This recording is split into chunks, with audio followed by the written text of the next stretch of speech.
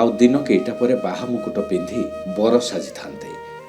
ବେଦୀରେ ବସି ବାହା ହୋଇଥାନ୍ତେ। ପରିବାର ବନ୍ଧୁ ସମ୍ପର୍କୀୟ ସମସ୍ତେ ଏକାଠି ହୋଇଥାନ୍ତେ ତାଙ୍କରି ପାଇଁ। ଫୁଲ ବିଞ୍ଚିଥାନ୍ତେ ବେଦୀରେ ବସାଇ। ଶଙ୍ଖ ହୁଳୁହୁଳିରେ ଉଠୁଥାନ୍ତା ପଡ଼ୁଥାନ୍ତା ପରିବେଶ।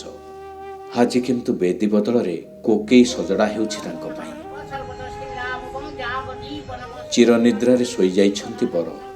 ଘର ପରିବାରର କେହି ନାହାନ୍ତି ପାଖରେ ବସି କାନ୍ଦିବା ପାଇଁ। ଶବ ହୋଇ ଶୋଇସାରିଛନ୍ତି କୋକେଇରେ। ଅପେକ୍ଷା କେବଳ ଶ୍ମଶାନ ଯାତ୍ରାକୁ। ଜ୍ଞାତି କୁଟୁମ୍ବଙ୍କ କାନ୍ଦ ବୋବାଳି କି ବାହୁନି ବାହୁନି କାନ୍ଦିବା ପାଇଁ ଆଉ କେହି ନାହିଁ। ନା ଅଛି ମା କିମ୍ବା ପରିବାର ବର୍ଗ। ସତେ ଯେମିତି ଭାରି ଅସହାୟ ଆଉ ଏକୁଟିଆ ମନେ କରୁଛି ଶବଟି। ମଣିଷ କହିଲେ କେବଳ ଭିଣୋଇ ଭାଇଟି ଶଳାର ଶବ ପାଖରେ ବସିଛି ଆଉ ଗୁମୁରି ଗୁମୁରି କାନ୍ଦୁଛି। ତେବେ ଘଟଣା କ'ଣ? କାହିଁକି ଆଜି ବର ସାଜିଲା ଶବ? ଆସନ୍ତୁ ଜାଣିବା। ଏ ମୃତ ଯୁବକଙ୍କ ନାଁ ହେଉଛି ବନବିହାରୀ ପଟ୍ଟନାୟକ। ଶରତ କୁମାର ପଟ୍ଟନାୟକ ତିନି ଝିଅରେ ଗୋଟିଏ ବୋଲି ପୁଅ। ଶ୍ରଦ୍ଧାରେ ସମସ୍ତେ ବୁନୁ ବୋଲି ଡାକନ୍ତି। ବୁନୁ ଜଣେ ମେଧାବୀ ଛାତ୍ର। ହାଇଦ୍ରାବାଦର ଏକ ମଲ୍ଟିନ୍ୟାସନାଲ କମ୍ପାନୀରେ ଉଚ୍ଚ ପାହ୍ୟାରେ ଚାକିରି ପାଇଥିଲେ। ଅନେକ ଦିନ ହେବ ଓଡ଼ିଶା ଆସି ପୁରୀ ଜଗନ୍ନାଥଙ୍କୁ ଦର୍ଶନ କରିନଥିଲେ ବୋଲି ବନବିହାରୀ ଓଡ଼ିଶା ଆସିଥିଲେ। ଭୁବନେଶ୍ୱର ଓଲ୍ଡ ଟାଉନ୍ ସ୍ଥିତ ଜଗନ୍ନାଥ ଲେନ୍ରେ ଘର ଭଡ଼ା ନେଇ ରୁହନ୍ତି। 8-10 ଦିନ ତଳେ ଭୁବନେଶ୍ୱର ଓଲ୍ଡ ଟାଉନ୍ ସ୍ଥିତ ମା ରହିଥିବା ଭଡ଼ା ଘରକୁ ଆସିଥିଲେ। କଥା ଥିଲା ମାକୁ ନେଇ ବନବିହାରୀ ତୀର୍ଥ କରାଇବେ।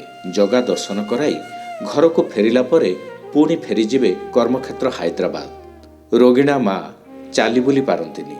ବାପା ଶରତ ପଟ୍ଟନାୟକ ଆଖି ବୁଜିବାର ଅନେକ ଦିନ ହୋଇଗଲାଣି। ତେଣୁ କହିବାକୁ ଗଲେ ଘର ପରିବାରର ଭଉଣୀମାନଙ୍କୁ ଦେଖାଶୁଣା ଠାରୁ ବାହା ଦେବା ଯାଏ ସବୁ ବୁନୁକୁ ହିଁ କରିବାକୁ ପଡ଼ିଥିଲା। ଏଥର ତୀର୍ଥ ସାରି ଫେରିଲା ପରେ ବାହାଘର ହୋଇଥାନ୍ତା। ସବୁ ଠିକଣା ହୋଇସାରିଥିଲା। କିନ୍ତୁ ତା ପୂର୍ବରୁ ତାଙ୍କ ସହିତ ଘଟିଲା ଏମିତି କିଛି ଅଘଟଣ। ବୁନୁ ମା ସହିତ ରାତିରେ ଖାଇ ପିଇ ଶୋଇପଡ଼ିଥିଲେ। ବଡ଼ି ସକାଳୁ ମା ଦେଖନ୍ତି କି ବୁନୁ ତଳେ ଚେତାଶୂନ୍ୟ ଅବସ୍ଥାରେ ପଡ଼ିଛନ୍ତି। କତରା ଲଗା ରୋଗିଣା ମା କଷ୍ଟମଷ୍ଟେ ଫୋନ୍ କଲେ ନିଜ ଜ୍ୱାଇଁ ଧବଳରାଜ ରୟଙ୍କୁ। ସେ ଆସି ବୁନୁକୁ ନେଇ ମେଡ଼ିକାଲରେ ପହଞ୍ଚିଲେ। ହେଲେ ସେତେବେଳକୁ ସବୁ ସରିଯାଇଥିଲା। ଡାକ୍ତର ତାଙ୍କୁ ମୃତ ଘୋଷଣା କରିଥିଲେ। ଗୋଟିଏ ବୋଲି ଶଳା ସକାଳୁ ହଠାତ୍ ଖବର ପାଇଲି। ସକାଳ 7:30-8ଟା ଭିତରେ ଶାଶୁ ଆଉ ଶଳା ମିଶିକି ରହୁଥିଲେ ଗୋଟେ ଘରେ ଭଡ଼ାରେ। ହଠାତ୍ କି ଖବର ପାଇଲି ଶାଶୁଙ୍କଠାରୁ ଯେ ଶଳା ଅଙ୍କଶସ୍ ହେଇଯାଇଛି। କିଛି ଆଉ ରେସ୍ପଣ୍ଡ କରୁନି, କଥାବାର୍ତ୍ତା କରୁନି, ନିଦରୁ ଉଠୁନି। ଗୋଟେ ବିକଳ ଅବସ୍ଥାରେ ଆମେ ଦୌଡ଼ିକି ଗଲୁ ଘରକୁ। ଗଲାବେଳକୁ ପିଲାଟି ଖଟ କଡ଼କୁ ଶୋଇଛି। ହଠାତ୍ କି କ୍ୟାପିଟାଲ ହସ୍ପିଟାଲ ନେଇକି ଆସିଲୁ 8ଟା ସାଢ଼େ 8ଟା ଭିତରେ। ନେଇ ଆସିଲା ପରେ ହସ୍ପିଟାଲରେ ଜଣେଇଲେ ପିଲାର ଇହଲୀଳା ସମ୍ବରଣ କରିଛି। ସିଏ ଆକ୍ଚୁଆଲି ମୋ ଶ୍ୱଶୁର ହଉଛନ୍ତି ସେ ଶରତ କୁମାର ପଟ୍ଟନାୟକ। ସେ 1-1.5 ବର୍ଷ ତଳେ ଚାଲିଗଲେ। ଏ ଶଳାଟି ବର୍ତ୍ତମାନ ଫ୍ୟାକ୍ଟସେଟ୍ କମ୍ପାନୀ ଯୋଉଠିକି ହାଇଦ୍ରାବାଦରେ ଅଛି, ସେ ଫ୍ୟାକ୍ଟସେଟ୍ କମ୍ପାନୀରେ ଆକାଉଣ୍ଟସ ଡିପାର୍ଟମେଣ୍ଟରେ କାମ କରୁଥିଲା।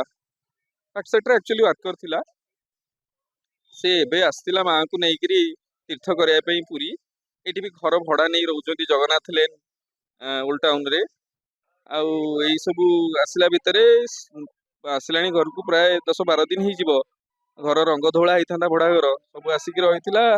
ଅଲ୍ ଅଫ୍ ଏ ସଡନ୍ ଏମିତି ଅବସ୍ଥା ହେଲା। ଆଜି ସକାଳୁ ଖବର ପାଇକି ଗଲି। ହସ୍ପିଟାଲ ଆଇଲା ପରେ ତ ପିଲାର ଏଇ ଅବସ୍ଥା ଦେଖୁଛି। ନା ତାର ଆମେ କୌଣସି ଡିଜିଜ୍ ବା କୌଣସି ଶାରୀରିକ ଅସୁସ୍ଥତା ଦେଖିନୁ। ପିଲାଟି ନର୍ମାଲି ଯୋଗା କରେ, ପ୍ରାଣାୟାମ କରେ, ସବୁ କରେ। କିଛି ତାର ଅବଗୁଣ ବି ନଥିଲା। ବୋଧହୁଏ ହାର୍ଟ ଆଟାକରେ ଚାଲି ଯାଇଥିଲେ ବନବିହାରୀ। ତାପରେ ବ୍ୟବଚ୍ଛେଦ ପାଇଁ ପଠାଗଲା ତାଙ୍କ ମୃତ ଶରୀର। ବୁନୁଙ୍କ ମର ଶରୀରକୁ ବ୍ୟବଚ୍ଛେଦ ଗୃହକୁ ଧୀରେ ଧୀରେ ନେଇଯାଉଥାନ୍ତି ଭିଣୋଇ ଆଇନଜୀବୀ ଧବଳରାଜ। କେଇଟୋପା ନୀରବ ଲୁହ ଗଡ଼ି ଆସୁଥାଏ ତାଙ୍କ ଆଖିରୁ ଆଉ ପଡ଼ୁଥାଏ ଶଳାର ଶବ ଉପରେ। ଶବ ବ୍ୟବଚ୍ଛେଦ ପରେ ଶ୍ମଶାନକୁ ନେଇ ସେଠାରେ ଯଥାରୀତି ସତ୍କାର ଶେଷ କଲେ। ଯାହା ଆଶା ନଥିଲା ତାହା ଘଟିଯାଇଛି। ଏବେ କ'ଣ ହେବ? ଏମିତି ଭାରି ମନ ନେଇ ଫେରିଥିଲେ ସେ। ଅଳ୍ପ ଦିନ ପରେ ଯେ ବେଦୀରେ ବସି ହୋମ ନିଆଁ ଆଗରେ ପତ୍ନୀକୁ ସାରା ଜୀବନ ନିଜର କରିବା ଲାଗି ଶପଥ ନେଇଥାନ୍ତେ, ସେ ଆଜି ଜଳୁଛନ୍ତି ଜୁଇ ନିଆଁରେ। କେହି ବିଶ୍ୱାସ କରିପାରୁନାହାନ୍ତି ତାଙ୍କର ଏଭଳି ଅଚାନକ ମୃତ୍ୟୁକୁ। ଘରେ ବୁଢ଼ୀ ଆଉ ରୋଗିଣା ମା ଏକା। କ'ଣ କରିବେ କ'ଣ ନ କରିବେ କିଛି ବୁଝିପାରୁନାହାନ୍ତି ଭିଣୋଇ। ସତରେ ଏମିତି ଯୁବକମାନଙ୍କୁ ଭଗବାନ କାହିଁକି ଅକାଳରେ ନେଇଯାଉଛନ୍ତି? ଭୁବନେଶ୍ୱରରୁ ରାଜାଙ୍କ ରିପୋର୍ଟ, କେ ନ୍ୟୁଜ୍ ଓଡ଼ିଶା।